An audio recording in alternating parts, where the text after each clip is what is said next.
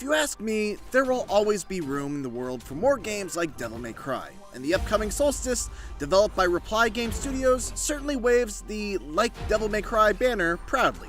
It's a combat-driven character action game featuring fixed camera angles, a variety of hot swappable weapons, slick air combos, and plenty of glowing red crystals to absorb as currency for new techniques. All of these similarities to the DMC series certainly grabbed my attention, but what's held it are the ways Soulstice attempts to carve out its identity within the character action genre.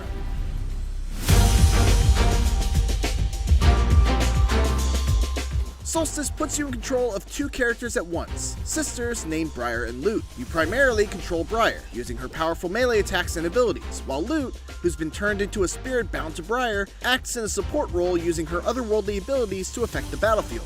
Action game fans might hear that and immediately think, oh, so it's kinda like Astral Chain. But in practice, it actually feels a bit more like a mix of Devil May Cry and the Nier games. As an example, while the player is busy kicking ass with Briar, icons will pop up to indicate an enemy's attack. If you can press the B button before the attack goes off, Lute will put up a shield to protect Briar from any harm. There's no limit on this ability, and using it never stalls or slows Briar's attacks, which leads to this very cool feeling of the two sisters working together, but with each being focused on their own particular strength. Another big part of the combat of Soulstice is the fact that Lute can activate both a blue evocation field and a red banishment field, which allows Briar to interact with enemies and objects of the same color. You've got to be careful though, because if Lute keeps up a field for too long, she will overcharge and be out of commission for a few seconds, leaving Briar largely defenseless. These mechanics were really put to the test in the demo's boss fight, which forced me to put it all together, as the boss would regularly pelt me with projectiles that had to be parried, send enemies that forced me to switch to my evocation field in order to deal with them, while the boss itself required the banishment field. It was a fun and appropriately challenging boss fight, and it certainly whetted my appetite for more. On Briar's side of things, combat is as you would expect from a character action game. Fast-paced, stylish, and hard-hitting. Like in Devil May Cry, Briar has multiple combos that she can use by altering the timing of her button presses at specific points. So while her main combo can be used simply by mashing the quick attack button 4 times in rapid succession, she can use a slower, more AoE focused combo by pressing the quick attack button twice, pausing to wait for a flash on her sword, and then mashing the light attack button again. This secondary combo even gets punctuated by a big screen clearing synchronized attack when it's used when Briar and Lute's unity level is maxed out, which is done by simply landing attacks, avoiding damage, and effectively using Lute's parries.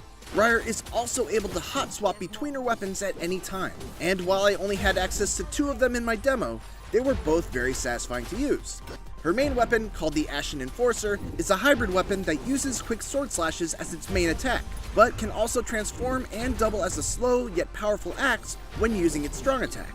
Her other weapon is called the Tearing Penance, and acts like a whip sword, capable of extending great distances and utilizing sweeping attacks to deal massive AoE damage.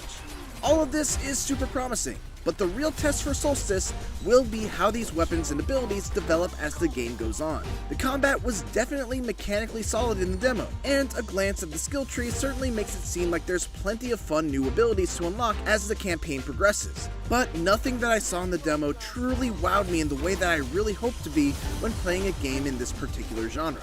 I only ever had enough currency to upgrade one move for Briar, an attack that's basically identical to Dante's quintessential Stinger technique, which is a super quick dashing stab attack executed by tapping forward twice and then pressing an attack button. Unfortunately, it was a bit finicky and didn't come out at least half the time I tried using it.